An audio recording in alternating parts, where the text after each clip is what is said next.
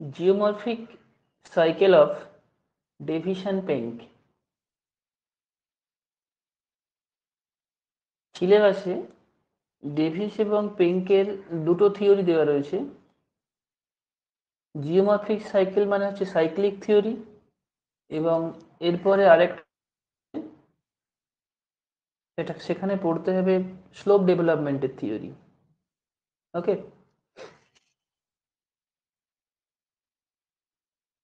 concept of landform development.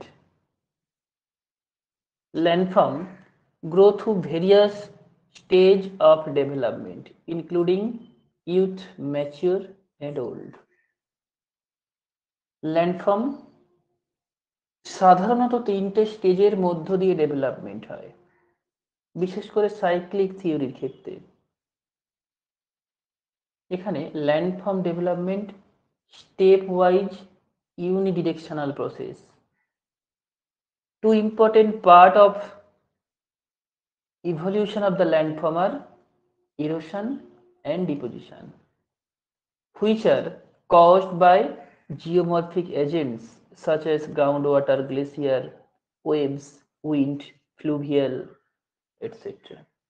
তাহলে এই যে আর্থ সারফেসের উপর চেঞ্জ বা ল্যান্ডফর্ম ডেভেলপমেন্ট প্রধানত দুটো কারণে হয়, erosion and deposition. These processes can vary significantly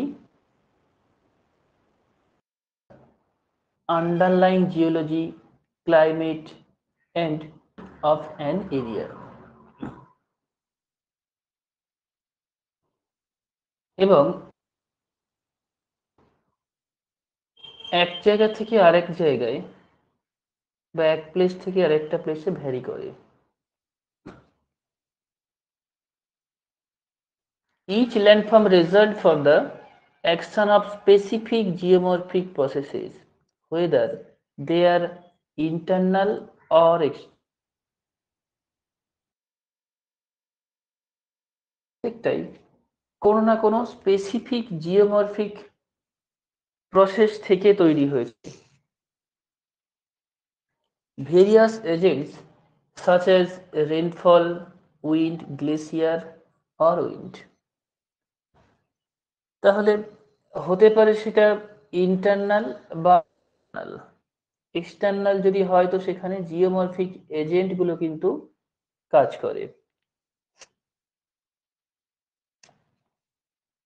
Each landform has its unique physical characteristics, size and nature, and once they are formed they can continue to change over time due to ongoing action of the geomorphic processes and agent. এবং একবার landform development হয়ে যাবার পরেও সেটা static নয়, সময়ের সাথে সাথে চেঞ্জ আসতে থাকে। The evolution of the landform describe the stages of transformation from one landform to another or change that individual landform undergoes once they initially created. এবং প্রত্যেক ল্যান্ডফর্ম যেগুলো ডেভেলপমেন্ট হয় ইউথ, ম্যাচিওর এবং ওল্ড, এই তিনটে স্টেজের মধ্য দিয়েই তারা চালনা হয় বা তাদের ওই স্টেজগুলো কিন্তু আসে।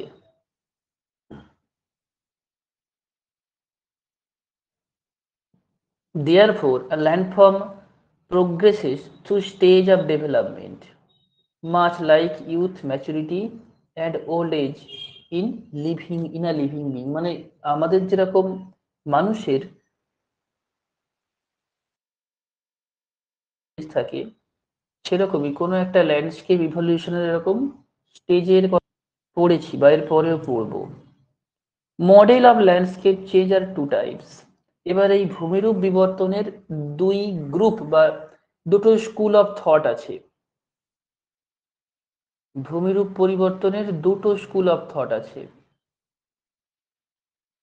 ফার্স্ট গ্রুপ কি বলছে, টাইম ডিপেন্ডেন্ট প্রসেস, যার নাম হচ্ছে রিল্যাক্সেশন টাইম মডেলস। এখানে ভূমিরূপ বিবর্তনকে সময়ের চক্রে দেখানো হয় যে সময় অনুযায়ী কিভাবে ল্যান্ডফর্ম ডেভেলপমেন্ট হয় এবং তাদের মধ্যে youth, maturity and old stage আছে বা আসে।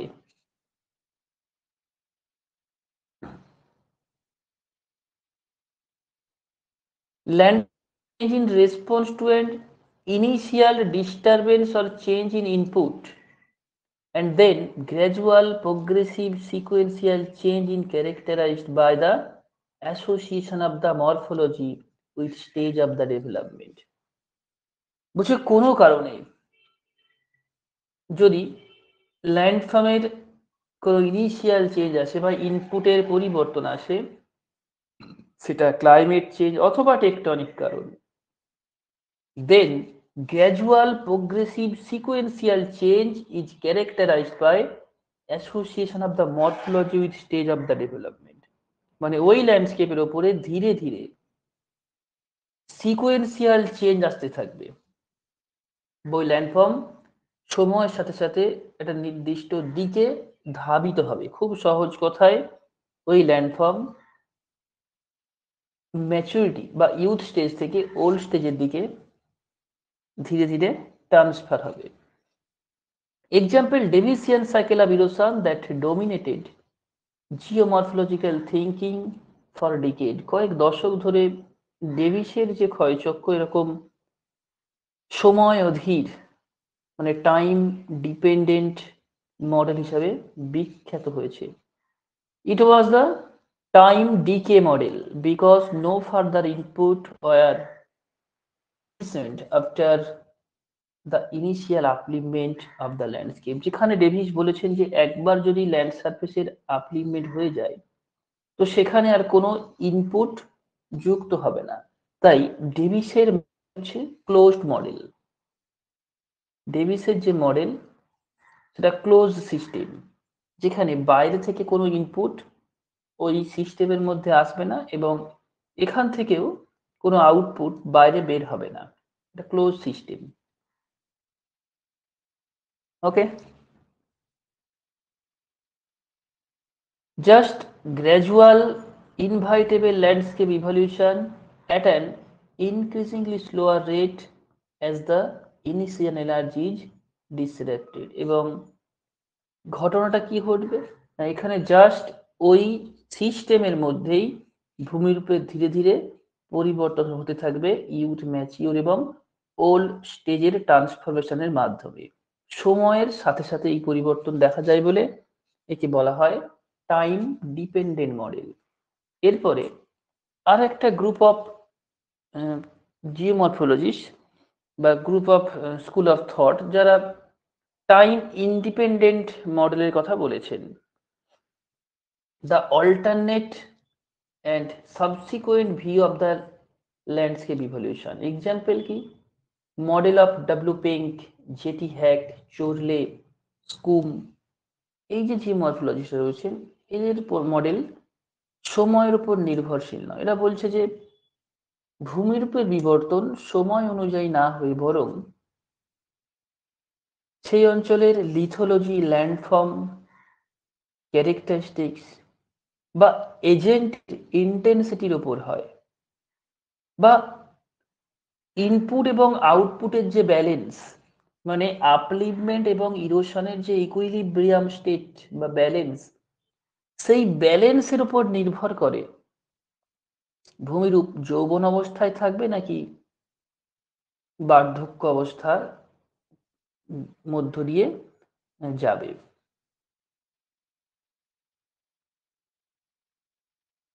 rather than subject to ever decreasing energy, landscape are open system. তাহলে এখানে ল্যান্ডস্কেপকে অনেকাংশেই ওপেন সিস্টেম এখানে দেখানো হয়, constantly adjusting to change input and level of energy, level of internal energy, যেখানে ওই সিস্টেমের মধ্যেই ইনপুট আসতে থাকে এবং আউটপুট যেতে থাকে। Geomorphic system adjust to approach an equilibrium, with input acting on them. এবং এটাকে কেন টাইম মডেল বলা হয় না, এই মডেলে সময়ের কোনো ভূমিকা নেই। যদি আপলিভমেন্ট রেট ইরোশন রেটের চেয়ে বেশি হয়, তবে ওই ভূমিরূপ ততদিন যৌবন অবস্থায় থাকবে যতদিন না আপলিভমেন্ট ইজ ইকুয়াল টু ইরোশন হচ্ছে। যদি আপলিভমেন্ট এবং ইরোশন রেট যতদিন না ওদের সমান হচ্ছে ততদিন ওই ভূমিরূপ যৌবন অবস্থায় থাকবে। এখানে সময়ের কোনো প্রভাব নেই। যদি আপলিভমেন্ট রেট বরাবর বেশি থাকে তবে ওই ভূমিরূপে বার্ধক্য অবস্থা দেখাই যাবে না। কিন্তু বেশিরভাগ ক্ষেত্রে যে ইনপুট, সেই ইনপুট সিস্টেমেও কিন্তু লিমিটেশন আছে। এমন নয় কনস্ট্যান্টলি ওখানে ইনপুট আসতে থাকে।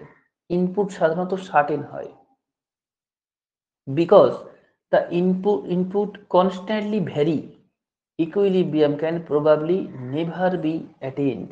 আবার এটাও বলা হয়েছে যে ইনপুট কনস্ট্যান্টলি ভ্যারি করে। এখন ধরো যেমন ইনপুট কি থেকে আসে আমরা জানি, ল্যান্ডফর্ম ডেভেলপমেন্টের ইনপুট মানে geotectonic processes,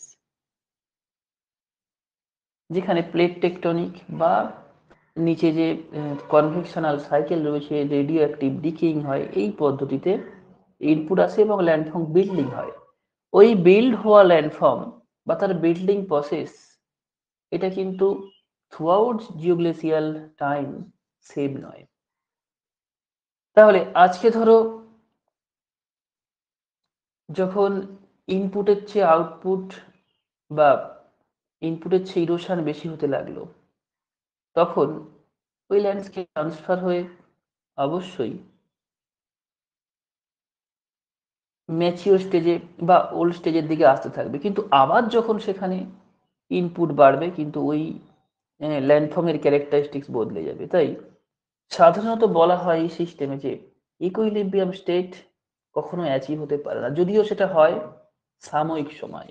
Das characteristic referred to equilibrium to describe form which reflect the landscape after a period of adjustment, means relaxation time to a disturbance of the major change in the input. তাহলে এখানে এই যে equilibrium, এটা একটা সাময়িক সময়কে দেখানো হয়। ইকুইলিব্রিয়াম কখনো লং টার্ম কনসেপ্ট নয়। ধরো একবার আপলিভমেন্ট হয়ে যাবার পর বা আপলিভমেন্ট রেট ধরো কিছুটা কমতে থাকার পর ইরোশন অ্যাক্টিভ হবে। এর আগে ধরো আপলিভমেন্ট এতটাই অ্যাক্টিভ ছিল যে ইরোশনের প্রভাব দেখাই যাচ্ছিল না। যখন এই রেটটা একটু কমলো আপলিভমেন্ট রেট, তখন ইরোশন এবং আপলিভমেন্ট সেম হবে। তাহলে এই সময়তে ভূমিরূপ ইকুইলিব্রিয়াম অবস্থায় আসবে, সেটা ধরো সাময়িক সময়। আবার যদি আপলিভমেন্ট রেট বাড়ে, সেই ইকুইলিব্রিয়াম অবস্থার ব্রেক দেখা যাবে, যেটা ডেভিস নিজে বলেছেন যে এই সাইক্লিক যে কনসেপ্ট, এখানেও ব্রেক আসতে পারে, যেটাকে রিজুভেনেশন বলা হয়, পুনর্যৌবন লাভ। তাহলে মডেল দুটো রয়েছে, এক হচ্ছে টাইম ডিপেন্ডেন্ট মডেল, আর এক মডেল টাইম ইন্ডিপেন্ডেন্ট মডেল।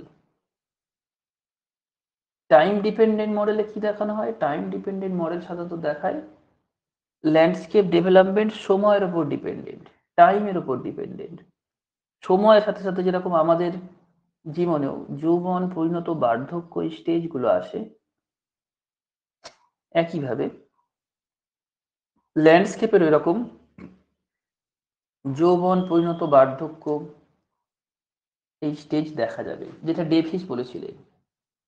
কিন্তু অন্যান্য যে জিওমরফোলজিস্ট যেমন পেঙ্ক, হ্যাক, চোরলে, স্কুম, এরা সবাই টাইম ইন্ডিপেন্ডেন্ট মডেলের সমর্থক বা সাপোর্টার। তারা কি বলছে?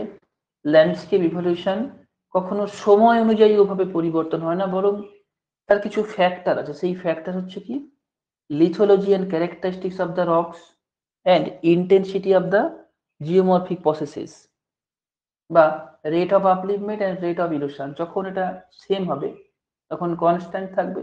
কোনো একটা কম বেশি হলেই, যদি ইরোশন বেশি হয় ওটা বার্ধক্য পর্যায়ের দিকে যাবে, যদি আপলি মুভমেন্ট বেশি হয় এটা যৌবন অবস্থায় থাকবে। এই হচ্ছে গল্প। এবার দুটো সিস্টেম আছে, close system and open system. Close system মানে একেবারেই ক্লোজ, যেখানে বাইরে থেকে এনার্জি ভেতরে আসতে পারবে না। যেমন ধরো এটা একটা ক্লোজ সিস্টেম, ডেভিসের থিওরি ক্লোজ সিস্টেম।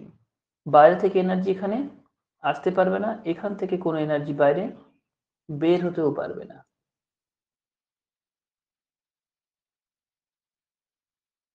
সাধারণত ক্লোজ সিস্টেম এটাকে এনট্রপির রেসপেক্টে এক্সপ্লেন করা হয়।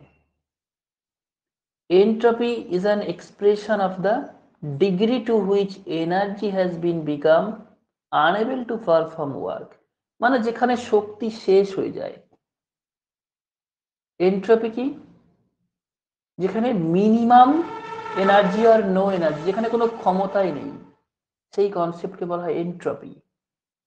তো এন্ট্রপি যখন ম্যাক্সিমাইজেশন হয়, ম্যাক্সিমাইজেশন মানে ডেভিসের থিওরির লাস্ট স্টেজে গিয়ে এন্ট্রপি ম্যাক্সিমাইজেশন হয়, যেখানে geomorphic process basically river Erode out করার জন্য আর কোনো এনার্জি থাকে না, তখন একটাই কাজ চলে, total deposition.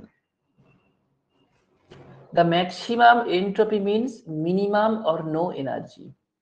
Here in a closed system there is tendency for leveling down of the existing differentiation within the system। তাহলে ক্লোজ সিস্টেমে কি হয় না, একটা ল্যান্ডস্কেপ সময়ের সাথে সাথে এভাবে একেবারে সমুদ্র তলের উচ্চতায় নেমে আসবে বা ডিক্লাইন হবে।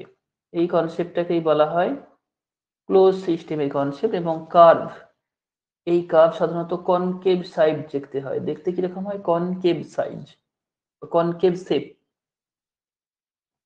Davies view of landscape development contained certain element of the closed system. Next, open system. These are characterized by exchange of the both mass of energy with their surrounding, যেখানে পরিবেশের সাথে এনার্জি ইনপুট এবং output, basically energy নয় matter, input output চলে। It involves the flow of matter and energy not only out of the total ecosystem but also through interrelated part of the system, মানে একে অন্যের সাথে তারা সংযোগ বজায় রাখে, মানে বাহ্যিক পরিবেশের সাথে এদের ইনপুট আউটপুট চলতে থাকে। A best example of this system is drainage basin। এর একটা পার্টিকুলার উদাহরণ drainage basin। A drainage basin receive energy in the form of temperature, precipitation, relief, mass in the form of water and product of underlying bedrock। এতগুলো condition রিভারের ইরোশনে কিন্তু energy যোগায়। তো এগুলো river তার গতিপথে বিভিন্ন থেকেই পেয়ে থাকে বা এনার্জি ইনপুটের সিস্টেম রয়েছে।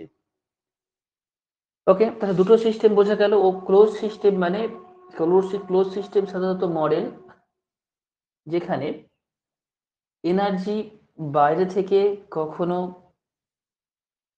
ইনপুট হবে না, বা ওই সিস্টেম থেকে বাইরে এনার্জি আউটপুটও হবে না, কোনো ইনপুট আউটপুট নেই। যেমন একটা জলের পাত্র ভাবো, ধরো মুখ বন্ধ করে একটা জলের বোতল, তুমি সেটাকে যতই নাড়াও না কেন সেখান থেকে জল যেমন বাইরে হবে না, আবার ওটাকে তুমি জলে ফেলে দাও কোনো পুকুর নদী বা সমুদ্র, সেখানে সমুদ্রের জল কিন্তু ঢুকতেও পারবে না, ওটা একটা ক্লোজ সিস্টেম। ওপেন সিস্টেম মানে যেখানে ইনপুট আউটপুট রয়েছে, মানে বাইরে থেকে ওখানে ইনপুট আসতেও পারে, ওখান থেকে আউটপুট বাইরে যেতেও পারে। ওকে, এনট্রপির কনসেপ্ট হচ্ছে, এনট্রপি এটা একটা জটিল বিষয়। একটা সময় এনট্রপির উপরে ক্লাস করাতাম, এখন আর প্রয়োজন পড়ে না, কারণ এত ডিটেলস পড়িয়ে কিছু লাভ নেই, কারণ সাধারণ যেগুলো পড়ানো হয় সেগুলোই মনে রাখতে পারে না। এনট্রপি আরে বোঝাতে গেলে ঘুরে কাজের চেয়ে দেখবে পরিশ্রম বেশি হয়ে যাবে। এনট্রপির বাংলা অর্থ হচ্ছে অনিয়মের মান। একটা ধরো রিভার বেসিন, এটা ধরো একটা রিভার বেসিন। এখন রিভার উপর দিক থেকে আসছে। এর আমি 3টে স্টেজ যদি আইডেন্টিফাই করি,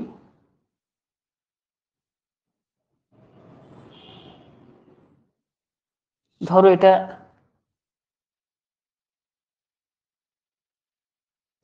উপরের দিকটা হচ্ছে উচ্চ গতি,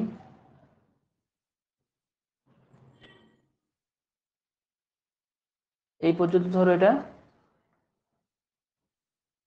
আপার স্টেজ বা উচ্চ গতি হাই স্টেজ, তারপরে ধরো মিডিল, এটা লোয়ার। এখন ওপরের স্টেজে দেখো রিভার চ্যানেল সংকীর্ণ থাকে, এখানে বেশি ল্যাটেরাল ইরোশন হয় না, নদীর যেটুকু এনার্জি তা সবটাই কি করে, ডাউন কাটিং করে, নিম্ন ক্ষয় করে।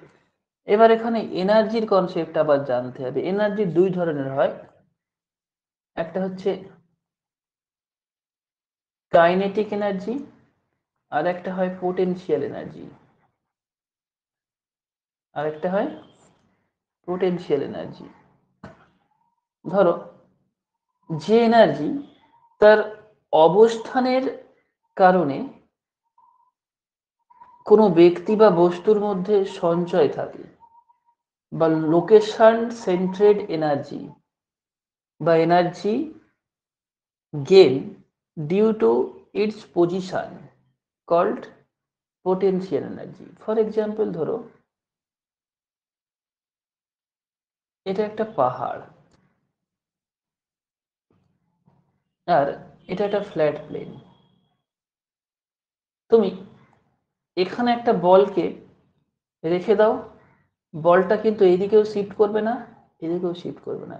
কিন্তু এই পাহাড়ের কোনো এক ঢালে একটা বলকে রাখলে কি হবে, বলটা দেখবে দ্রুত গতিতে নিচের দিকে নেমে আসবে। তাহলে পাহাড়ের ওপরে থাকা এই বলের মধ্যে কি আছে, পোটেনশিয়ালিটি রয়েছে, সম্ভাব্য শক্তি রয়েছে। সেই শক্তি যখন গতি শক্তিতে ট্রান্সফার হয় সেটাকে বলা হয় কাইনেটিক এনার্জি। যেমন দেখবে রাস্তা উঁচু নিচু থাকে, প্লেটো বা মাউন্টেনিয়াস রিজিয়নে যারা থাকে ভালো করেই বুঝবে। ধরো তুমি সাইকেল চালিয়ে এই পাহাড়ের হিল টপে উঠলে, ওঠার সময় তোমার প্রচুর কষ্ট হলো, কিন্তু তোমার মধ্যে এনার্জি সঞ্চয় হলো। এই এনার্জি তোমার পরিশ্রমের জন্য নয়, এই এনার্জি সঞ্চয় হয়েছে তোমার অবস্থানের জন্য। এই এনার্জি সঞ্চয় হয়েছে তোমার অবস্থানের জন্য। এবার তুমি যখন অপোজিট ঢাল দিয়ে ধরো নামবে, সাইকেল আর না চালালেও চলবে, তুমি জাস্ট হ্যান্ডেলটা দেখবে ধরে থাকলে যে শক্তি তুমি সঞ্চয় করেছিলে সেই শক্তিই তোমাকে নিচ পর্যন্ত নিয়ে আসবে। বোঝা গেল? তাহলে শক্তি বা এনার্জি এটা দু ধরনের হয়, কাইনেটিক আর পোটেনশিয়াল। পোটেনশিয়াল এনার্জি মানে সম্ভাব্য শক্তি, তার লোকেশন বেসড বা অবস্থানগত এনার্জি, যেটা কোনো ব্যক্তি বা বস্তুর মধ্যে সঞ্চয় থাকে। সেই শক্তি যখন গতি শক্তিতে বা ওয়ার্কিং এনার্জিতে ট্রান্সফার হয় তাকে বলা হয় কাইনেটিক এনার্জি। এবার ভেবে দেখো, রিভার উচ্চ গতিতে সাধারণত কোনো মাউন্টেনের ওপর থেকে শুরু হয় এখানে। তাহলে রিভারের যে সৃষ্টি, রিভারের মধ্যে প্রচুর পরিমাণে কি থাকে, পোটেনশিয়াল এনার্জি থাকে। এই এনার্জি যেখানে বেশি, এনার্জি যেখানে বেশি সেখানে এনট্রপি তার মাত্রা হবে কম।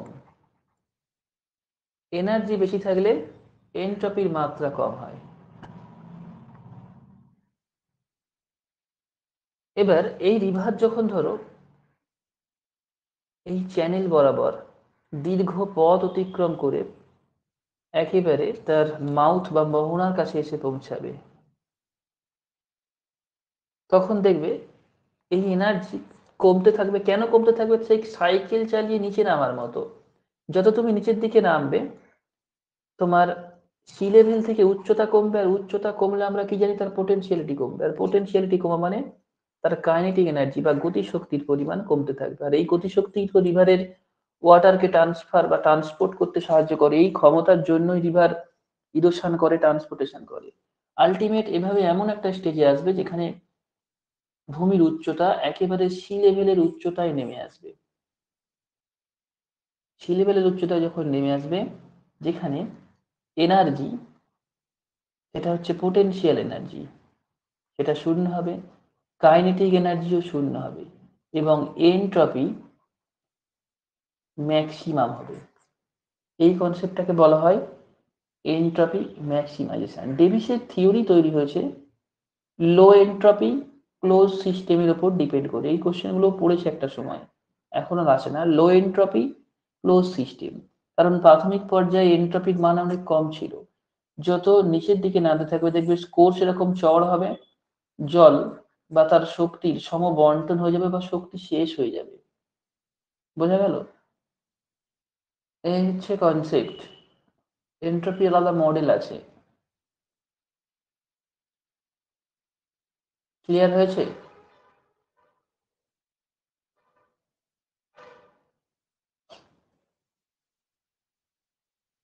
তো এখানে তাহলে দুটো মডেল ছিল আমাদের, বা দুটো সিস্টেম, ক্লোজড আর ওপেন। ক্লোজ সিস্টেমে হচ্ছে এনার্জি ইনপুট আউটপুট অ্যাভেলেবেল নেই, কিন্তু ওপেন সিস্টেমে অ্যাভেলেবেল আছে। চলো এবার আসি টাইম ইন মরফোলজি। জিওমরফোলজিতে সময়, এই যে আমরা বারবার বলছি সময় নিয়ন্ত্রিত আর সময় অধীর প্রক্রিয়া, মানে time dependent and independent school of thought. এখন সময় নিয়ন্ত্রিত যে মডেল রয়েছে, যেমন ডেভিসের মডেল, ডেভিস বাদে অন্যান্য বেশিরভাগ যে মরফোলজির মডেল কিন্তু টাইম ইন্ডিপেন্ডেন্ট মডেল। এগুলো থেকেও কোশ্চেন আছে, পেঙ্ক, হ্যাক, কিং, সবই টাইম ইন্ডিপেন্ডেন্ট, এরা সময়কে গুরুত্ব দেয়। তো ডেভিসের থিওরি যদি টাইম ডিপেন্ডেন্ট আমরা ধরে নিয়ে এগোই, তবে সেই সময় সাধারণত তিন ধরনের হয়: cyclic, graded and steady time. এছাড়াও আরো দুটো টাইম রয়েছে, রিঅ্যাকশন অ্যান্ড রিল্যাক্সেশন টাইম। জিওমরফোলজির আসল জায়গা এগুলোই। একটু জিওমরফোলজিক্যাল প্রসেস পড়লাম, এই পেঙ্কের থিওরি, হ্যাকের থিওরি, আরে ও তো সব বইতে লেখা রয়েছে, কিন্তু ওই থিওরিগুলোর যে বেস, সেগুলো এই কনসেপ্টের উপর ডিপেন্ড করে ডেভেলপড হয়েছে। এগুলি হচ্ছে কোর জায়গা একদম। ফার্স্ট দেখো সাইক্লিক থিওরি। সাইক্লিক যে কনসেপ্ট, সাইক্লিক মানে কি? চক্র, যেখানে ল্যান্ডফর্ম ডেভেলপমেন্ট একটা চক্রাকার প্রক্রিয়া, যার কোনো শুরু নেই অথবা শেষ নেই। Cyclic time of course represent a long span of time. এই তিন ধরনের টাইমের মধ্যে সবচেয়ে দীর্ঘ সময়ের প্রক্রিয়া সাইক্লিক টাইম। অ্যাপ্রক্স এটাকে জিওলজিক টাইম বলা হয়, মানে এর মাঝে কোনো জিওলজিক্যাল পিরিয়ড এসে যেতে পারে, বা সাব পিরিয়ড, যে জিওলজিক্যাল এরা হয় না, আমরা সেই পৃষ্ঠশীল, হলশীল সব পড়ছি, এগুলো তো একটা এরকম জিওলজিক্যাল পিরিয়ড। তো এর মাঝে একটা জিওলজিক্যাল পিরিয়ড এসে যেতে পারে, মোটামুটি 100 থেকে 1000 বছর পর্যন্ত সময়কাল cyclic বা geologic time. It might better be referred to as a geologic time, but in order to keep the terminology of the table consistent, cycle or cyclic is used because it refers to a time span encompassing an erosion cycle। মানে এটা যতটা সময় কোনো একটা geomorphic process সময়কে ভিত্তি করে তার ক্ষয় প্রক্রিয়া সম্পন্ন করে, একদম ইউথ, ম্যাচিওর এবং ওল্ড স্টেজ, এই তিনটে স্টেজকে কমপ্লিট করে, সেই সম্পূর্ণ সময়কাল হচ্ছে cyclic time. Cyclic time would extend from the present back to time to the beginning of the cycle of erosion. যদি আজ আমরা দেখি কোনো নদী তার ক্ষয়কার্যের এরকম একটা অবস্থায় রয়েছে, তবে তার সাইক্লিক আর জিওলজিক টাইম খুঁজতে গেলে আমাকে ডেট ব্যাকে যেতে হবে। মানে ধরো আজ থেকে 100 বা 200 বছর আগের ওই নদীর যে ক্ষয় প্রক্রিয়া, তার ইতিহাস বা আপলিভমেন্ট হিস্ট্রি, সেখান থেকে শুরু করতে হবে। এ কারণেই দেখবে হেরোডোটাস একটা কথা বলেছিলেন যে all history must be treated geographically and all geography must be treated historically. মানে ভূগোল পড়তে গেলে তার ঐতিহাসিক বিবর্তন বা সমসাময়িক ঘটনাবলীর ব্যাখ্যা না জানলে সেটা অসম্পূর্ণ থাকে। তেমনি ইতিহাস পড়তে গেলে শুধু কালিক পরিবর্তন, সময়ের সাথে সাথে কি ঘটেছে সেটা না পড়ে যদি তার সেই সময়ের পারিপার্শ্বিক ঘটনাবলী পড়া হয়, তবেই ইতিহাস কমপ্লিট হবে। মানে আমরা যেমন ধরো ইতিহাস পড়ি কিরকম, না চোল ডেনেস্টি, তারপর ধরো পাল ডেনেস্টি, তারপরে ধরো মুঘল, হ্যাঁ, এরকম বিভিন্ন ডেনেস্টি গুলো আমরা সময়ের সাথে সাথে পড়তে থাকি। শুধু ভারতবর্ষের ইতিহাসই আমরা এভাবে পড়ি, কিন্তু আমাদের এখানে যখন মুঘল সাম্রাজ্য ছিল পৃথিবীর অন্য দেশে, সেখানে কোন রাজা রাজত্ব করেছে, তাদের রাজত্বের নমুনা কিরকম ছিল, সে সময়কালে কি জিওমরফিক ইভলিউশন হয়েছিল, তারা কি ধরনের স্ট্রাগল করেছিল, যদি এভাবে হিস্ট্রি পড়া হয়, মানে এক হচ্ছে স্টাডি তোমার লংগিটিউডিনাল হবে, তার সাথে প্যারালালি ট্রান্সভার্স হবে, তবেই দেখবে হিস্ট্রি পড়া কমপ্লিট হবে। আর জিওগ্রাফিরও স্টাডি এরকম ভাবেই হওয়া উচিত। তো এই যে সময়কাল, সাইক্লিক টাইম, এটা প্রত্যেক ল্যান্ডস্কেপ এই সাইক্লিক টাইমের মধ্য দিয়ে যদিও বা যায়, মানে ডেভিসের মতে, কিন্তু সেই বরাদ্দ সময় সবার জন্য থাকে না। মানে ল্যান্ডস্কেপের ওই তিনটে স্টেজ, যৌবন, পরিণত এবং বার্ধক্যের শেষ পর্যায়ে, মানে যেটা হচ্ছে পেনিপ্লেন, সেখানে বা একটা রিমেন ফ্ল্যাট সারফেস, সেখানে পৌঁছানোর আগেই অনেক সময় আবার রিজুভেনেশনের মতো ঘটনা ঘটতে পারে, পুনর্যৌবন লাভ হতে পারে। তাই সাইক্লিক টাইমের বরাদ্দ সময় সব ল্যান্ডস্কেপ যে পাবেই এরকম নয়। নেক্সট হলো গ্রেডেড টাইম। গ্রেডেড টাইম পড়ার আগে যে কনসেপ্টটা জানতে হবে, গ্রেড কি। গ্রেড হচ্ছে একটা সময়, একটা কনসেপ্ট অফ ইকুইলিব্রিয়াম, যেখানে কি হয়, এনার্জি ইকুয়াল টু ট্রান্সপোর্টেশন, যতটা শক্তি থাকে ততটাই তার ট্রান্সপোর্ট বা বহন কার্যের জন্য ব্যবহার হয়। Available energy used to transport the material carried by river. Here, no erosion and deposition take place. সোজা কথা এভাবেই লেখা থাকে। গ্রেড, গ্রেড হচ্ছে এরকমই একটা কন্ডিশন, যেখানে বা একটা ইকুইলিব্রিয়াম কন্ডিশন, যার ধারণা গিলবার্ট এবং ম্যাকিন দিয়েছিলেন 1876 বা 77 সালে। It's a certain stage of a river profile that when the river approaches when flow, sediment supply, and base level around stable value for long time in the absence of subsidence or upliftment. কোনো একটা river বেসিনে যদি একটা নির্দিষ্ট সময় কোনো আপলিভমেন্ট বা সাবসিডেন্সের ঘটনা না থাকে, তবে ওই মাঝামাঝি সময়, মানে ধরো এর আগে কোনো একটা সময় আপলিভমেন্ট অথবা সাবসিডেন্স হয়েছিল, সেই সময়কালের যে ল্যান্ডস্কেপ, তাকে রিভার অলরেডি কার্ভ আউট করে এরকম একটা কনকেভ প্রোফাইলে নেমে আসে বা কনকেভ প্রোফাইল ক্রিয়েট করে। আর ওই সাময়িক ব্যালেন্স কন্ডিশনটাই হচ্ছে গ্রেড। ওই সাময়িক যে ব্যালেন্স কন্ডিশন, যেখানে কোনো তোমার আপলিভমেন্ট নেই, কোনো ইরোশন নেই।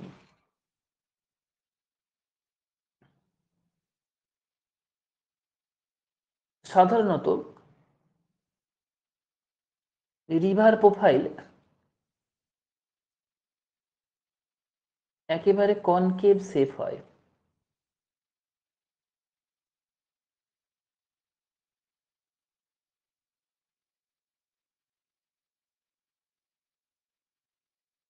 এরকম একটা স্মুথ কার্ভ হয়, এই কার্ভের নাম হচ্ছে কনকেভ প্রোফাইল। মানে একটা চশমার লেন্সকে যেরকম উল্টে দিলে দেখতে লাগে এরকম। কিন্তু এই অবস্থা, মানে রিভারের যে প্রোফাইল একদম আপার কোর্স থেকে লোয়ার কোর্স পর্যন্ত এরকম স্মুথ কার্ভ, এটা সবসময় মেনটেন হয় না, এটা একটা সাময়িক অবস্থা। যতক্ষণ রিভার এই অবস্থাটা মেনটেন করতে পারে সেইটুকু সময়কালকে বলা হয় গ্রেড বা ইকুইলিব্রিয়াম স্টেট। বেশিরভাগ ক্ষেত্রে রিভার প্রোফাইল দেখবে এরকম দেখতে হয়। ধরো এটা গ্রেড কন্ডিশনে ছিল, কিন্তু এখানে ধরো সাবসিডেন্স হয়েছে, বা হতে পারে তার আপার কোর্সে আপলিভমেন্ট হলো। ধরো এখানে আপলিভমেন্ট হয়েছে এইটুকু জায়গা বরাবর, তাহলে কি হবে, এইটুকু উপরে উঠে যাবে, দেন এটা আবার এইভাবে নামতে থাকবে। এখন যাই হোক, তাহলে এই কনকেভ প্রোফাইলের মধ্যে কি আছে, কনকেভ প্রোফাইলের মধ্যে চেঞ্জ পয়েন্ট আছে।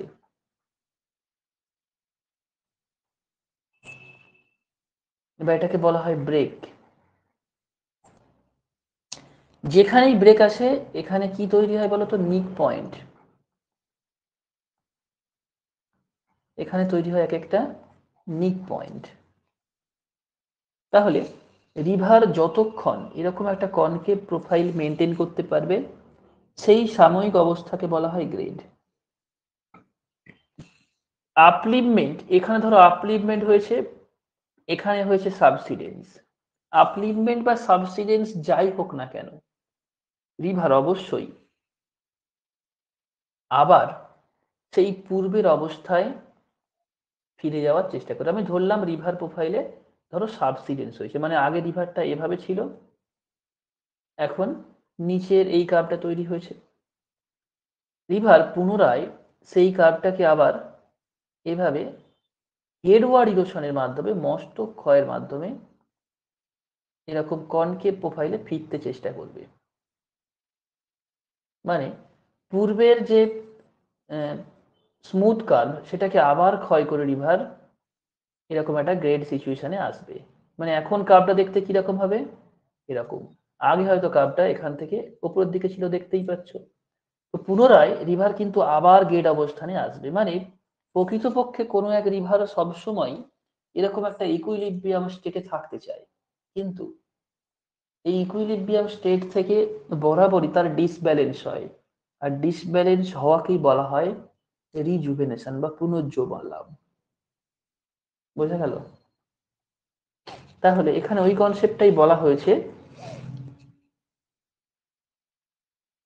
the graded or equilibrium river profile as the one that river approaches when flow, sediment supply and base level around stable values for long time in the absence of subsidence or upliftment। মানে যেখানে river প্রোফাইলে বা long প্রোফাইলে দীর্ঘ সময় কোনো upliftment বা সাবসিডেন্সের চিহ্ন নেই।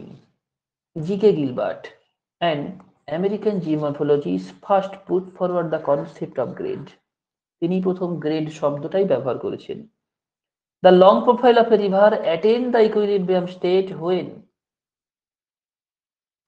the profile curve become concave shape, দেখতে কিরকম হবে, চশমার উল্টো দিকের লেন্সের মতো, and river used it all energy to transport sediment, no erosion and deposition take place here। River তার সমস্ত এনার্জি কি করবে না, এটা ইউজ করবে ট্রান্সপোর্টেশনের জন্য। রিভারের ম্যাক্সিমাম এনার্জি ইউজ হবে ট্রান্সপোর্টেশনের জন্য। এখানে ইকুয়েশন একদম পরিষ্কার, energy is equal to transport. যতটা এনার্জি থাকবে ততটাই ট্রান্সপোর্ট হবে। এখানে কোনো এক্সেস এনার্জিও থাকবে না যেটা ইরোশন করতে পারবে, আবার এতটা কম এনার্জিও থাকবে না যেখানে ডিপোজিশন স্টার্ট হয়ে যাবে।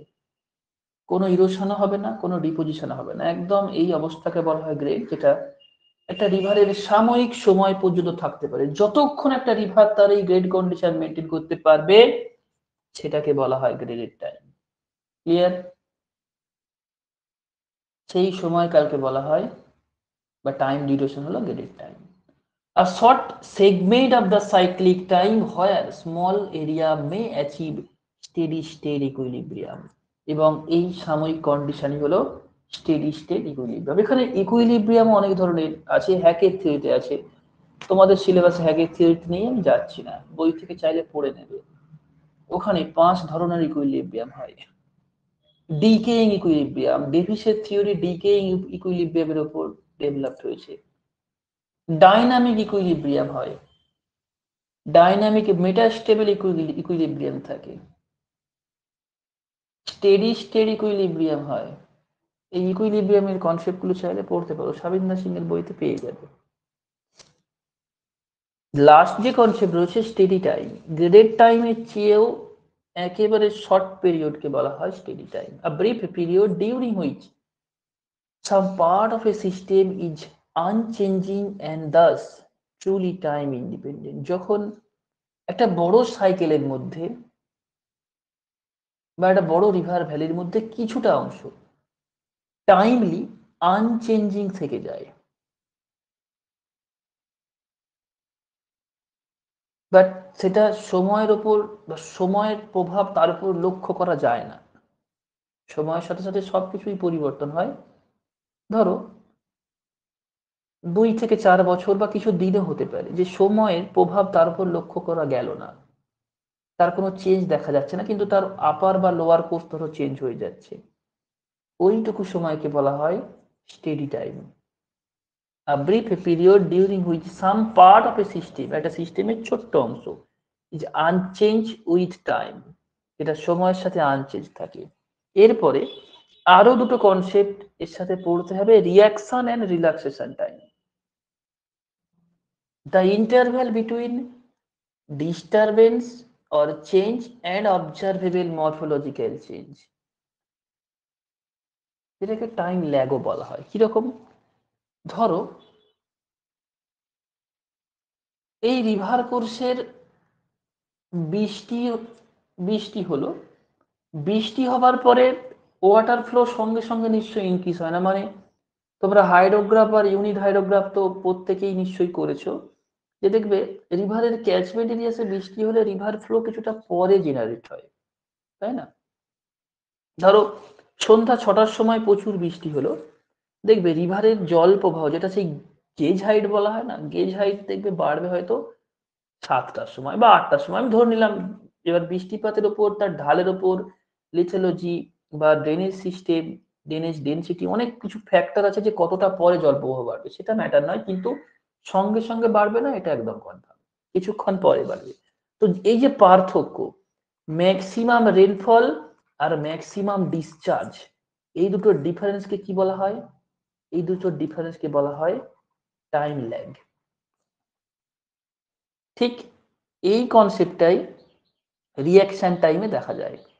কোনো একটা প্রক্রিয়া যখন ল্যান্ডস্কেপের উপর ইনভলভ হয়, the time interval between disturbance, কোনো একটা ডিস্টারবেন্স বা চেঞ্জ আসলো, সেটা হতে পারে এন্ডোজেনেটিক বা এক্সোজেনেটিক, এবং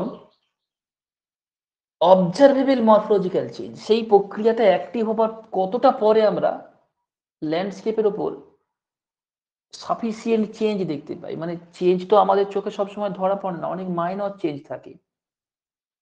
যেমন দেখবে বাড়িতে একটা বাচ্চা রয়েছে, সে কিভাবে বড় হয়ে গেল তার চেঞ্জ কিন্তু তুমি যদি বাচ্চার পাশে প্রতিদিন থাকো তোমার চোখে ধরা পড়বে না, অথচ কেউ যদি বাইরে থেকে আসে তার চোখে সেটা চট করে ধরা পড়বে। তো অবজারভেশন যদি কনস্ট্যান্টলি হয় সেখানে মাইনর চেঞ্জ ধরা পড়ে না, কিন্তু যদি সেটা ফ্রিকোয়েন্ট অবজারভেশন হয় বা টাইমলি অবজারভেশন হয়, লঙ্গিটিউডিনাল অবজারভেশন হয়, সেখানে ধরা পড়ে। তো এটাও ঠিক তাই, কোনো একটা প্রসেস সেটা এন্ডোজেনেটিক হোক বা এক্সোজেনেটিক হোক, কোনো ল্যান্ডফর্মের উপর বা ল্যান্ডস্কেপের উপর যখন আসে বা সেই ল্যান্ডস্কেপের উপর ইনিশিয়েটেড হয়, তখন মরফোলজি চেঞ্জ হয়। যেমন কোনো রিভারের উপর যদি আমি দেখলাম রিজুভেনেশন হলো, এটা ডিস্টারবেন্স, কিন্তু রিজুভেনেশন হয়ে গেলেই মরফোলজি চেঞ্জ এবার সঙ্গে সঙ্গে দেখতে পাই না, মরফোলজি চেঞ্জ দেখতে সময় লাগে। হ্যাঁ, বা ধরো নদীতে হঠাৎ করে দেখলাম একটা রিভার ক্যাপচার হলো, মানে রিভারটা এই পথে যাওয়া হতো, এখন দেখছি এখান থেকে হেড ওভার রিলেশন হয়ে দেখা যাচ্ছে এখানে একটা রিভার ছিল, তার জল এখন এই প্রধান নদীতে যাচ্ছে। তাহলে রিভার ক্যাপচার হয়ে যাওয়ার সাথে সাথেই কি নদীর ক্ষয় ক্ষমতা বেড়ে যাবে? সঙ্গে সঙ্গে বাড়বে না, নদীর ক্ষয়ের এই প্রভাবটা দেখতে হয়তো আমাকে আরো 6 মান্থ ওয়েট করতে হবে, 6 মাস, 6 মাস পরে দেখবো যে হ্যাঁ নদী নতুন করে আবার ক্ষয়কার্য শুরু করেছে। এই টাইম পিরিয়ডকে বলা হয় রিয়াকশন টাইম। ক্লিয়ার? কোনো একটা প্রক্রিয়া যখন কোনো ল্যান্ডস্কেপের উপর ইনিশিয়েটেড হবে এবং তারপর তার চেঞ্জ, সেই রেজাল্ট পেতে আমার যতটা সময় লাগে, মানে তুমি এক্সাম দিলে আর তোমার রেজাল্ট আসবে, তার মাঝে একটা গ্যাপ থাকে, তো এটা হচ্ছে রিয়াকশন টাইম। সেরকমই একটা প্রক্রিয়া ধরো তার উপরে কাজ করতে শুরু করলো এবং তার ফলাফলটা যখন আমার চোখে পড়ছে, reaction time. Next, relaxation time. It is the time take place for geomorphological system to adjust a new equilibrium after a change in the intensity or nature of the external processes। মানে এটা হচ্ছে এরকম বিষয়, ধরো কোনো একটা change যখন river প্রোফাইলে আসলো, যেমন ডান দিকের ছবিটা দেখো, এখানে ধরো ব্রেক পয়েন্ট তৈরি হয়েছে বা এখানে একটা নিক পয়েন্ট তৈরি হয়েছে। সেই নিক পয়েন্ট তৈরি হওয়ার পর নদী আবার কতদিন পরে তার কোর্সকে সেই গ্রেডেড অবস্থায় ফিরিয়ে যেতে পারবে বা ইকুইলিব্রিয়ামে ফিরতে পারবে, সেই টাইম পিরিয়ডকে বলা হয় রিল্যাক্সেশন টাইম। ক্লিয়ার? কোনো একটা প্রক্রিয়া যখন নদীর এই প্রবাহতে ডিস্টার্ব করলো, সেই ডিস্টার্ব করার পর নদী আবার আগের অবস্থায় ফিরবে বা সেই গ্রেড কন্ডিশনে ফিরতে তার যতদিন সময় লাগবে, এই টাইমকে বলা হয় রিল্যাক্সেশন টাইম। ওকে, এবার আসি ডেভিসের কনসেপ্ট। এবার ডেভিসের থিওরি পড়ে দেখবে, চটপট থিওরি মাথায় ঢুকে যাবে যদি ওগুলো মাথায় থাকে। William Morris Davis, and American geomorphologist, was the first geomorphologist to present a general theory of the landform development. In fact, theory is the outcome of the set of observation model represented by him from time to time। মানে এটা এমন নয় হঠাৎ করে হয়ে গেল, দীর্ঘ সময় ধরে তার প্রচেষ্টার ফলাফল ছিল এটা। Complete cycle of river life propounded in his essay on the river and valleys of Pennsylvania in 1889। প্রথম কাজ ছিল 1889 সালে পেনসিলভেনিয়ার যে টেনেসি ভ্যালিস রয়েছে, হ্যাঁ, সেখানে রিভারের সাইকেল নিয়ে কাজ করা। নেক্সট, জিওগ্রাফিক সাইকেল, যেটা আজকে আমরা পড়বো, 1899। এরপরে স্লোপ ডেভেলপমেন্টের থিওরি তিনিই দিয়েছিলেন। There are sequential change in the landform through time। কি বলেছিলেন? ল্যান্ডফর্মের পরিবর্তন সময়ের সাথে সাথে হয়। Passing through youth, mature and old stage. এই স্টেজগুলো কিন্তু টাইম দেখায় না, ভালো করে বুঝতে হবে। ডেভিসের মতে টাইম শুধুই সময় নয়, এখানে টাইম হচ্ছে স্টেজ। ডেভিসের মতে টাইম বলা হয় স্টেজকে, হ্যাঁ, ডেভিসের মতে টাইম হচ্ছে স্টেজ। এখানে টাইম এবং স্টেজ ইকুয়াল কনসেপ্টে ইউজ করা হয়েছে। এখানে স্টেজগুলো কিন্তু টাইম নয়, স্টেজ মানে হচ্ছে ওই স্টেজে পৌঁছানোর জন্য রিভার কতটা সময় নিচ্ছে, সেই টাইম মানে সেই টাইম স্প্যান। হ্যাঁ, this sequential change are directed towards a well defined and product development of a পেনিপ্লেন। এবং এই সিকোয়েন্সিয়াল চেঞ্জের মাধ্যমে যে ইউথ, ম্যাচিউর এবং ওল্ড, একটা সময় আসবে যখন একটা ফিচারলেস প্লেন ডেভেলপড হবে, যার নাম তিনিই দিয়েছিলেন পেনিপ্লেন। The basic goal of the Davisian model of geographical cycle and general theory of the landform development was to provide basis for a systematic description and genetic classification of landform। তার theory দেওয়ার উদ্দেশ্য কি ছিল? Systematic description and genetic classification of landform। The reference system of the Davis general theory of landform development is that landform is changed in an orderly manner as processes operate through time, such that under uniform external environmental condition an orderly sequence of the landform develops। মানে তিনি দেখালেন কিভাবে সময়ের সাথে সাথে একটা ল্যান্ডফর্মের sequential ম্যানারে change আসে।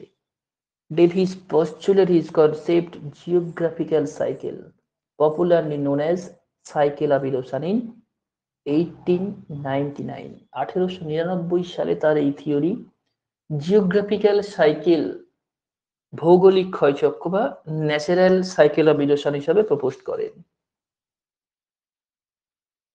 Geographical cycle is a period of time during which an uplifted landmass undergoes its transformation by the processes of landscape sculpture in ending into low featureless plain or penic plain. Davis called penic plain.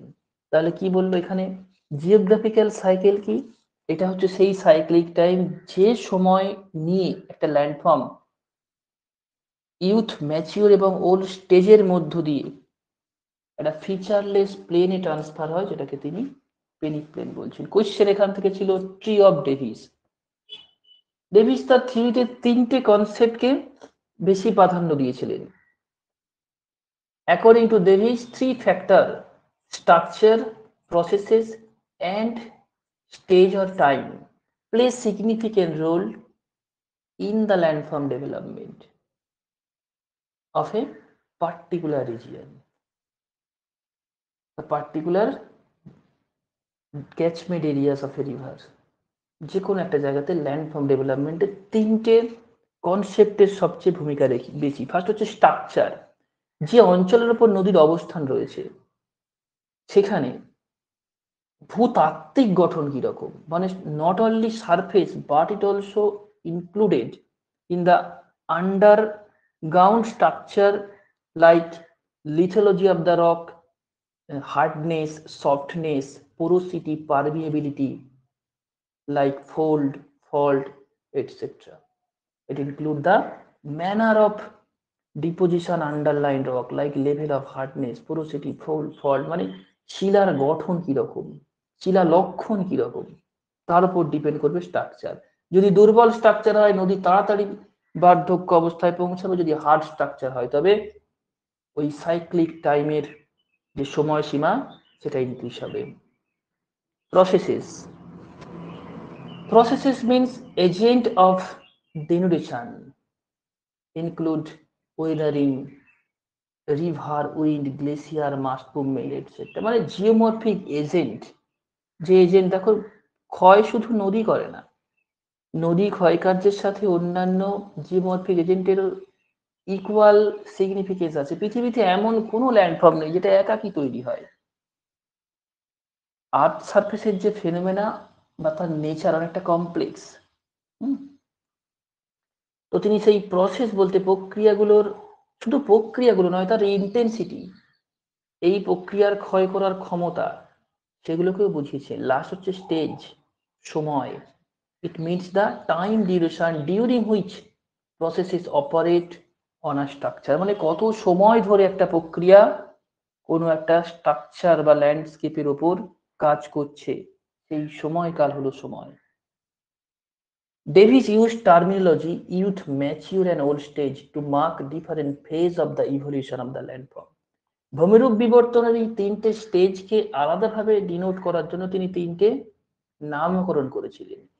He drew analogy between the landscape and living being, therefore compared the life cycle of living being with the life cycle of the landforms influenced by Darwin. Davis এই তিনটে স্টেজকে ডারউইনের যে 1859 সালের origin of species বই, সেই বই থেকে প্রভাবিত হয়ে মানুষের জীবনের যে stage, life cycle of living being, বা যে বিভিন্ন প্রাণীর যে জীবনচক্র, সেই জীবনচক্রের ধারণাকে ভূমিরূপ বিবর্তনের জীবনচক্রের মধ্যে ইনক্লুডেড করেন। তাহলে ইনফ্লুয়েন্স কাজ ছিল ডারউইন। এছাড়াও তিনি জেমস হাটনের থিওরির উপরেও কিন্তু প্রভাবিত হয়েছিলেন এবং তার কম্বাইন্ড অ্যাকশন হিসাবে ভূমিরূপ বিবর্তনের এই থিওরি তিনি দেন। Okay, he argued every landform undergoes sequential change through the process of evolution where it passes through youth, mature এবং old. এটা তিনি আগে বলেছেন যে প্রত্যেক ল্যান্ডফর্ম এই 3টি স্টেজের মধ্য দিয়েই প্রবাহিত হয়। There is no fixed time duration for youth, mature and old stage. আবার তিনি এটাও বলেছেন যে 3টে যে সময় বলি আমরা, ইউথ, ম্যাচিউর এবং ওল্ড স্টেজ, এগুলোর আলাদা টাইম ডিউরেশন নেই। এটা সম্পূর্ণ ডিপেন্ড করে কিরকম, রেজিস্ট্যান্স অফ দ্য রক, তারপরে অন্যান্য জিওমরফিক কন্ডিশন, ক্লাইমেটিক কন্ডিশন, এই সমস্ত ফ্যাক্টরের উপর ডিপেন্ড করে। যদি হার্ড রকের ওপর কোনো একটা প্রসেস অ্যাক্টিভেট হয়, দীর্ঘ সময় লাগবে সেটা ওল্ড স্টেজ পার করতে, কিন্তু সফট রকের ওপর হলে খুব সহজেই সেটা ওল্ড স্টেজে পৌঁছে যাবে এবং সাইকেল কমপ্লিট হবে। Davis' geographical cycle has been defined in the following manner. Geographical cycle is a period of time during which uplifted landmass undergoes the transformation by processes of the land sculpture, ending into a low featureless plain or penic plain. তিনি আবারও বলছেন যে এই পদ্ধতির মধ্য দিয়েই কোনো আনডিউলেটিং surface একটা ফিচারলেস প্লেনে ট্রান্সফার হয়। এ প্রসঙ্গে তার বিখ্যাত মন্তব্য, সেটা তিনি কি বলেছিলেন, according to him landscape is a function of structure, processes and stage. Note down করবে। তার মতে ল্যান্ডস্কেপ হলো কোনো ফাংশন, প্রসেস এবং স্টেজের সম্মিলিত অবস্থা। 3টে যে কনসেপ্ট রয়েছে, স্ট্রাকচার, প্রসেসেস এবং স্টেজ, এই 3টি স্টেজের সম্মিলিত অবস্থা হচ্ছে কোনো ল্যান্ডস্কেপ। বেসিক প্রিমাইসেস, এখান থেকেও স্টেটমেন্ট টাইপ কোশ্চেন হয়। Landforms are evolved product of interaction of endogenetic and exogenetic processes.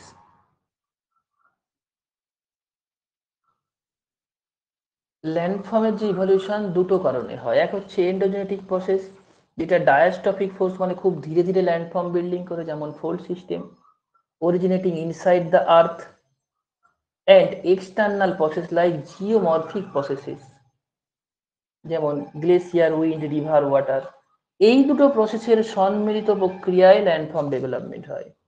The evolution of the landform take place in an orderly manner. এখানে ল্যান্ডফর্ম ডেভেলপমেন্ট অর্ডারলি ম্যানারে হয়। in such a way that a systematic sequence of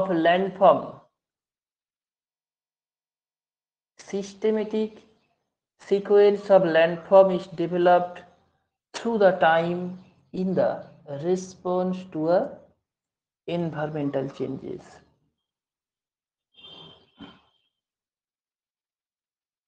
ল্যান্ডফর্মের development sequentially ভূমিরূপ পরিবর্তন প্রক্রিয়ার সাথে সাথে হতে থাকে। Stream erode their valley rapidly downward until the grade condition is achieve. তাহলে নদী কতক্ষণ তার নিচের যে ভূমিরূপ বা কোনো প্রক্রিয়া তার নিচের ল্যান্ডস্কেপকে ক্ষয় করবে কতক্ষণ, যতক্ষণ না গ্রেড কন্ডিশন আসবে। বলে রাখা ভালো, গ্রেড এবং বেস লেভেল দুটো কিন্তু একই নয়। বেস লেভেলের কনসেপ্ট জানা আছে তো? Yes or no? বেস লেভেলের কনসেপ্ট জানা আছে তো? Base level of erosion, J W পাওয়েলের কনসেপ্ট। তো দুটো কনসেপ্ট কিন্তু একই নয়। সেখানে দেখানো হয়েছিল যে নদীর ক্ষয়ের শেষ সীমা, নদীর ক্ষয়ের শেষ সীমা অবশ্যই সমুদ্রপৃষ্ঠ হবে, যেটা বেস লেভেল। কিন্তু কোনো মডেল যখন পড়া হবে, নদী সবসময় তার শেষ সীমা পর্যন্তই যে ক্ষয় করেই পৌঁছাবে এরকম নয়। Stream erode their valley rapidly down until the grade condition achieve. যখন গ্রেড কন্ডিশন অ্যাচিভ হয়ে যাবে, নিম্নক্ষয় বন্ধ হবে। there is a short period of the rapid rate of upliftment in the landmass. Davis বলেছিলেন যে আপলিফমেন্ট এটা খুব দ্রুত হারে হয় এবং কম সময়ের জন্য হয়। সেই আপলিফমেন্ট পিরিয়ডটাকে ছবিতে দেখো তিনি এইটুকু অংশে সীমাবদ্ধ করেছেন। ডেভিসের থিওরির নিচের যে এক্স অ্যাক্সিস এখানে দেখানো হয় টাইম, ওয়াই অ্যাক্সিসে দেখানো হয় অল্টিটিউড। কোশ্চেন ছিল এক্স অ্যাক্সিসে দেখানো হয় টাইম, ওয়াই অ্যাক্সিসে অল্টিটিউড। কি বলেছিলেন? Short period of rapid upliftment, যেখানে কম সময়ের দ্রুত আপলিফমেন্টের কথা তিনি বলেছেন। It may be pointed out that Davis also described slower rate of upliftment if so desired. হয়তো ধীরে ধীরে আপলিফমেন্ট তারপরেও হতে পারে, কিন্তু সাধারণত আপলিফমেন্ট কিছু সময়ের জন্য দ্রুত হারে হয়, দেন আপলিফমেন্ট স্টপ হয়ে যাবে। Erosion does not start until the upliftment is completed. তার থিওরির সবচেয়ে গুরুত্বপূর্ণ কথা হচ্ছে এটাই, যেটা নিয়ে পরে প্রবল সমালোচনা হয়। বলছে ইরোশন ততক্ষণ শুরু হবে না যতক্ষণ না আপলিফমেন্ট কমপ্লিট হয়। ইরোশন ততক্ষণ শুরু হবে না যতক্ষণ না আপলিফমেন্ট কমপ্লিট হয়। ইন আদার ওয়ার্ড, আপলিফমেন্ট আর erosion do not go hand in hand. পাশাপাশি আপলিফমেন্ট ইরোশন চলতে পারে না। আর এই উল্টোটাই এই থিওরির সমালোচনা থেকে নতুন থিওরি জেনারেট করে পেঙ্ক দেখিয়েছিলেন যে আপলিফমেন্ট এবং ইরোশন এটা সাইমালটেনিয়াস প্রসেস এবং টাইম ইন্ডিপেন্ডেন্ট প্রসেস। তাহলে আমরা কি দেখেছি? ডেভিসের থিওরি হচ্ছে টাইম ডিপেন্ডেন্ট, সেখানে ছিল সেটা time independent. This assumption of the Davis become the total point of severe attack by critics of cyclic concept, এবং সবচেয়ে বেশি সমালোচনার মুখে পড়েছিল তার এই যে অ্যাজাম্পশন, এই অ্যাজাম্পশনটাই। এখানে দেখো এটা ছবি দেখানো হচ্ছে, চলো এটার ডেসক্রিপশন নেক্সট স্লাইডে পাবে। নিচের ছবি কি দেখাচ্ছে? তিনটে স্টেজ দেখাচ্ছে, দেখো ইউথ স্টেজ, তারপরে mature stage, then old stage. The cycle of erosion begin with upliftment of the landmass.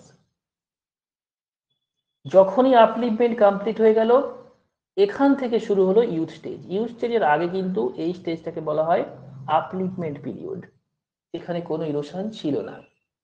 Erosion start হচ্ছে এখান থেকে, ইরোশন স্টার্ট হবে। There is a rapid rate of short period of the upliftment of the landmass of homogeneous structure.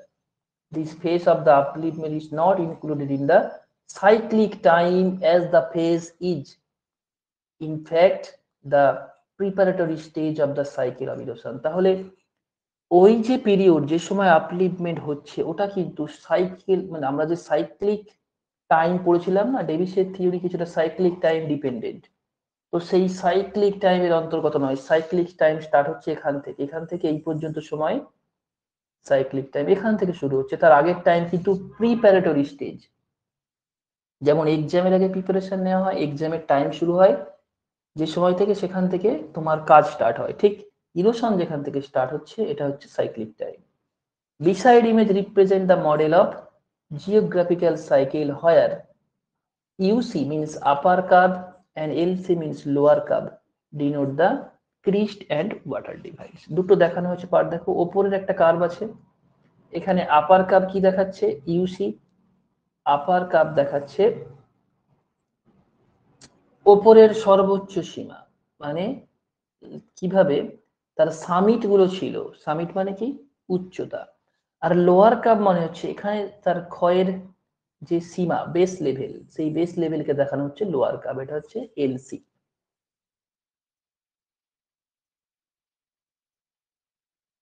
যদিও এটা প্রকৃতপক্ষে base level নয়, রিভারের রেসপেক্টে যে gradation time না, বা গ্রেডেশন কনসেপ্ট, সেই গ্রেডেশন না, গ্রেড কনসেপ্ট, সেটাই কার্ভ মারফত অ্যাচিভ করা হয়। প্রকৃত বেস লেভেল কিন্তু এটা নয়। প্রকৃত বেস লেভেল দেখো পরিষ্কার করে লেখা রয়েছে, এই যে লাইন, এটা হচ্ছে সেই গ্র্যান্ড বেস লেভেল, মানে সমুদ্র তল। এবং এদের পার্থক্য হচ্ছে অ্যাবসলিউট এবং রিলেটিভ রিলিফের কনসেপ্ট। দেখো এখানে কি বলেছে, denote the hilltop and crest of the water divide. The absolute relief from the mean sea level and valley floor lowest relief from the mean sea level. তাহলে ওপরের এই উচ্চতা হচ্ছে অ্যাবসলিউট রিলিফ এবং এই নিচের কার্ভের উচ্চতা হচ্ছে relative relief. The horizontal line denote the time whereas vertical axis denote the altitude. তাহলে হরাইজনাল অ্যাক্সিসে কি দেখানো হয় টাইম, ভার্টিক্যাল অ্যাক্সিসে থাকে altitude. AC represent the maximum absolute relief, AC কি দেখাচ্ছে maximum absolute relief and BC denote initial average relief.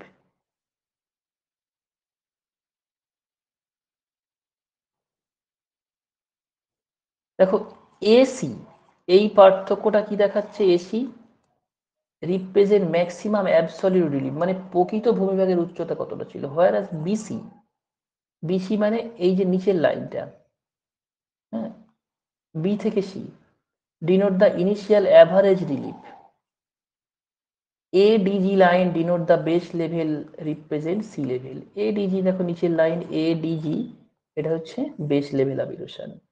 No river can erode this valley beyond this base level, এবং এই বেস লেভেলের নিচে কোনো রিভার ক্ষয় করতে পারে না। এই হচ্ছে তার থিওরির কনসেপ্ট। এবার আসি স্টেজ। তিনটে স্টেজ ছিল যারা, এবং এখান থেকে দেখবে বইগুলোতে থিওরিটা লেখা থাকে খুব সহজ করে, এবং আমি যতটা লিখেছি এর চেয়েও অনেক বেশি ইনফরমেটিভ, মানে কি কি বৈশিষ্ট্য দেখা যায় সেগুলো নিয়ে লেখা হয়। কিন্তু কোয়েশ্চেন এইগুলো থেকে হবে না, হলে আগে যেগুলো এতক্ষণ পড়ালাম ওখান থেকেই হবে। Erosion start after the completion of the upliftment of landmass. Erosion শুরু হয় আপলিফমেন্ট হয়ে যাওয়ার পর থেকে, যেখানে টপ সামিট থাকে। Water divide are not affected by erosion, প্রাথমিকভাবে যেহেতু সেই জাস্ট আপলিফমেন্ট হয়েছে। Small river and short tributary are engage in the headward erosion, মস্তক ক্ষয় চলতে থাকে ছোট ছোট নদী দ্বারা, due to which extend their length, এবং তাদের দৈর্ঘ্য বাড়তে থাকে, এটাকে বলা হয় স্ট্রিম লেন্থনিং। ছোট নদীগুলো মস্তক ক্ষয় মানে সামনের দিকে তো ক্ষয় হয়, উল্টে পিছন দিকেও ক্ষয় হয়, মস্তক ক্ষয়টাই বেশি হয় ওখানে, নদীর দৈর্ঘ্য বাড়তে থাকে।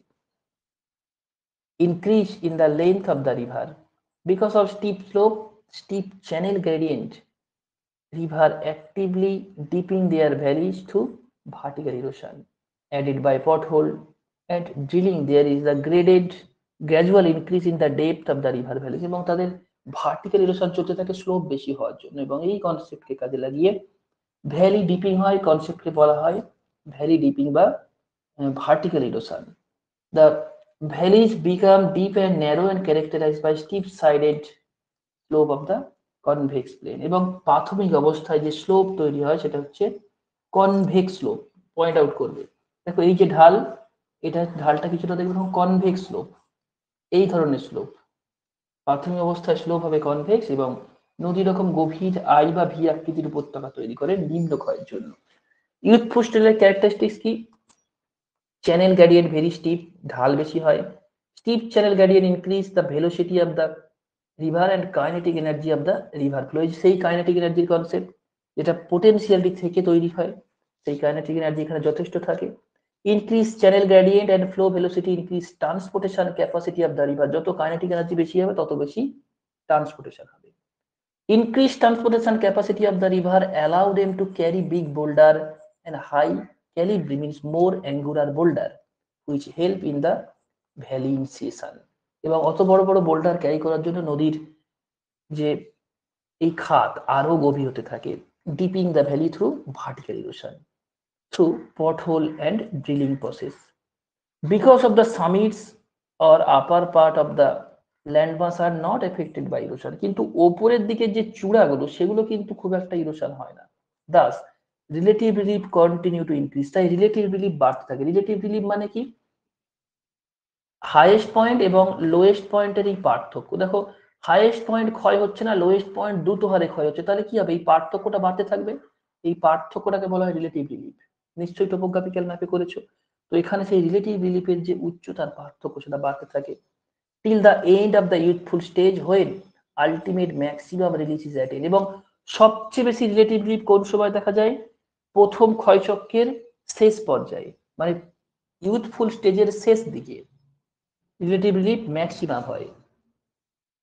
Valley are generally V or I shaped, characterized by convex valley sided slope, এবং স্লোপ হয় convex type.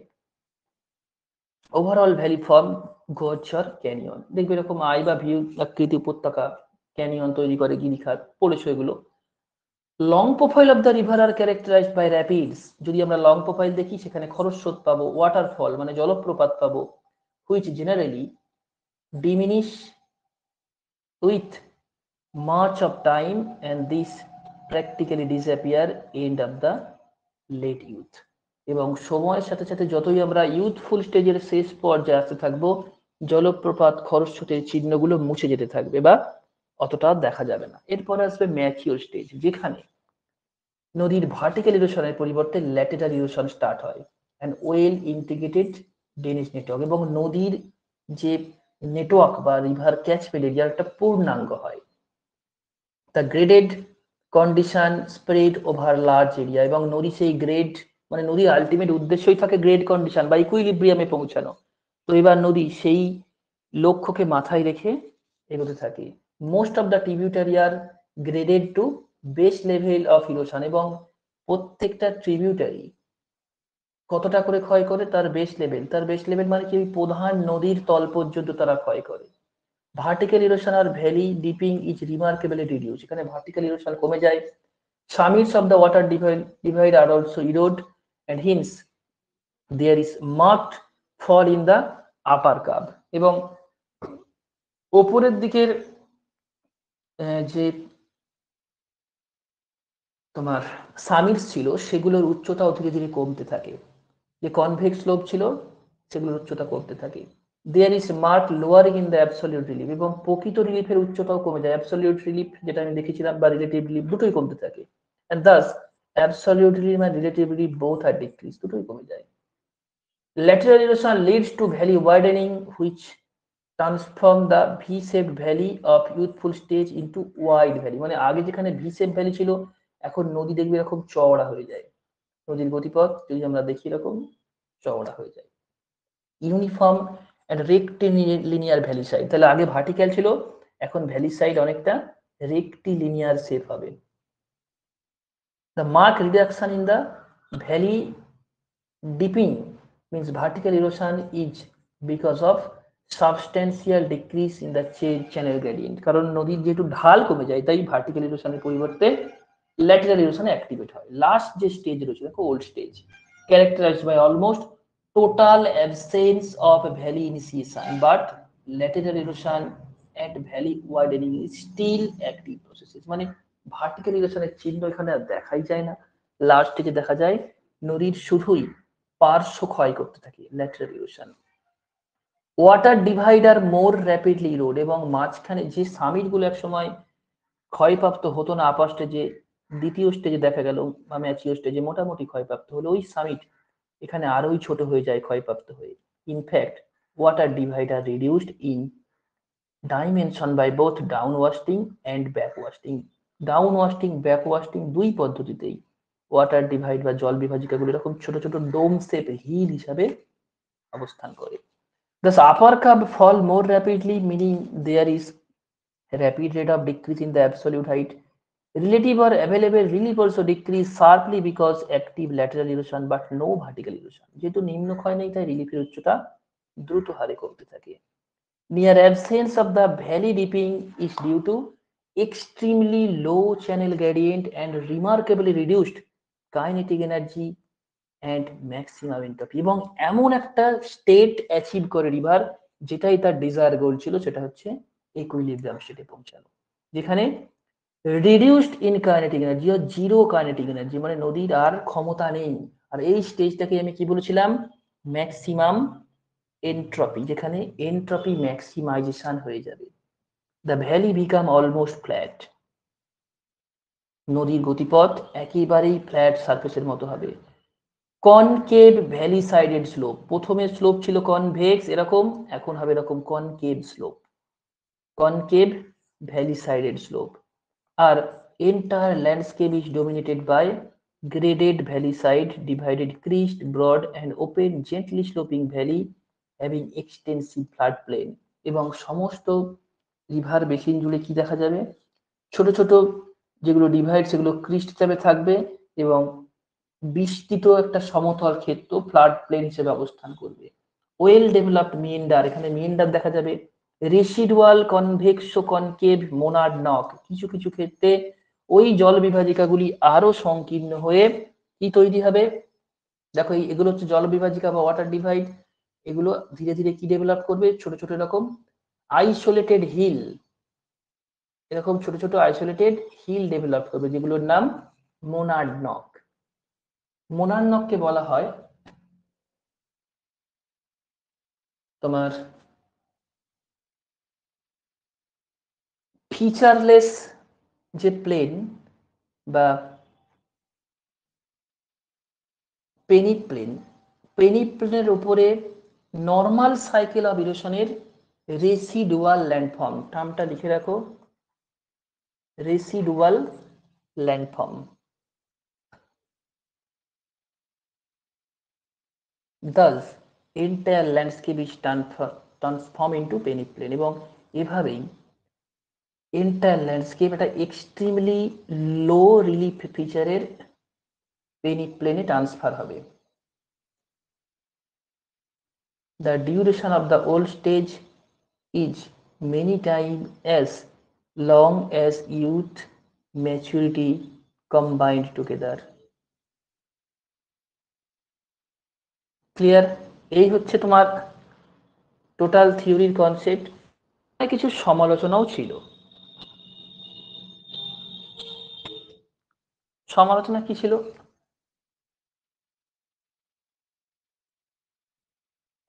Division model of the geomorphic cycle received worldwide recognition and geomorphologists readily applied his model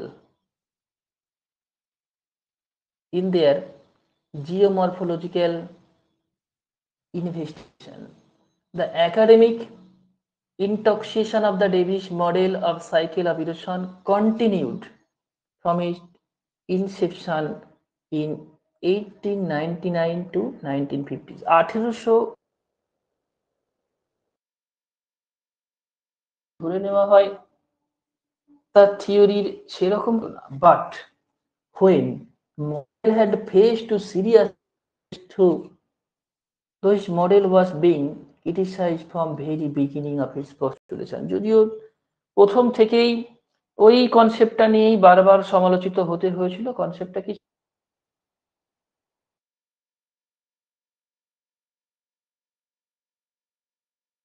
concept ছিল দেন quantitative রিভলিউশনের সময়কাল। সেই quantitative রিভলিউশনের সময়কালে ডেভিসের এই theory প্রবল সমালোচনার মধ্যে আসে।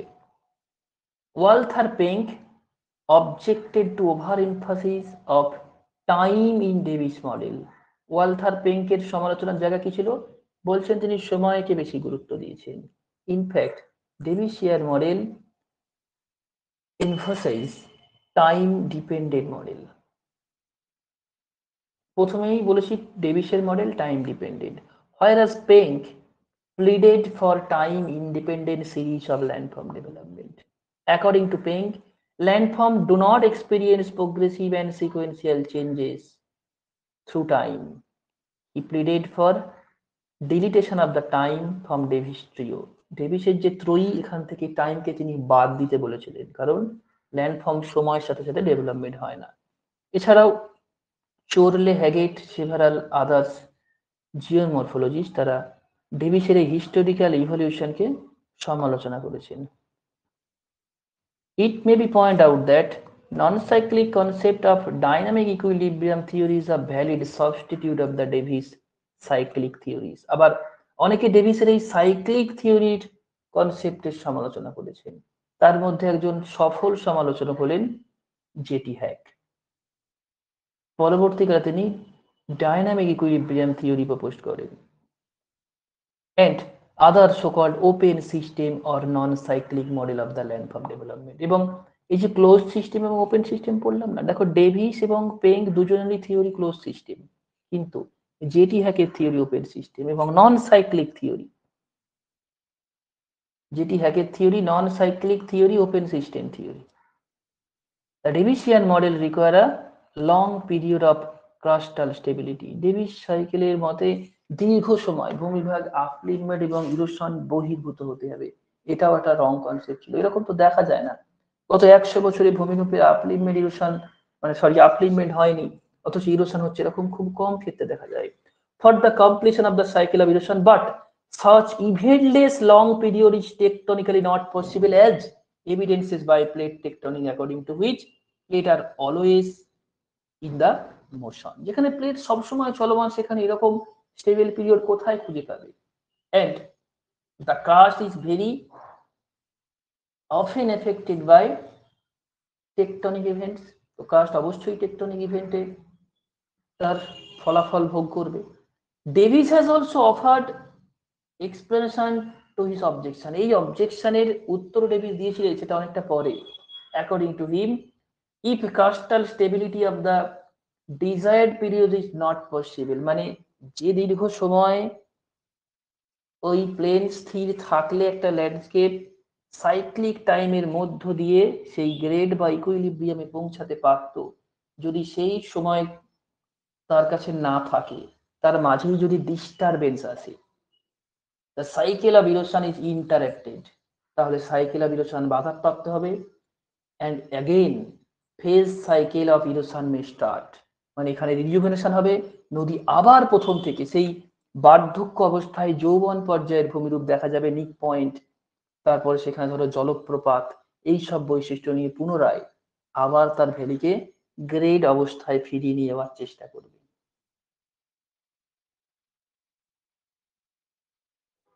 ক্লিয়ার হয়েছে? এই হচ্ছে ডেভিসিয়ান সাইকেল অফ ইরোশনের গল্প। তবে শুধু ডেভিস পড়লে অনেকটা অজানা থেকে যাবে, তাই ডেভিসের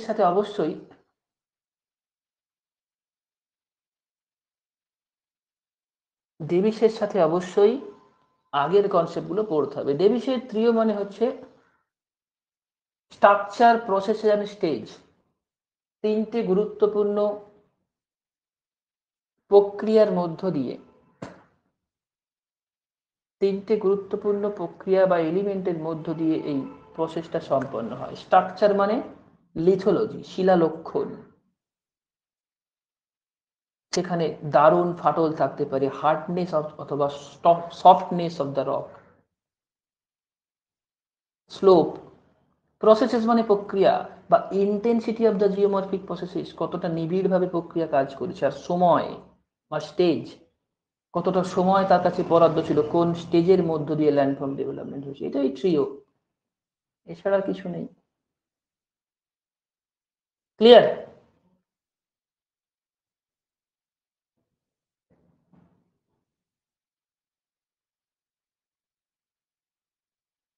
স্লাইড দেখতে হলে একবার রেকর্ডটা খুলে দেখে নেবে।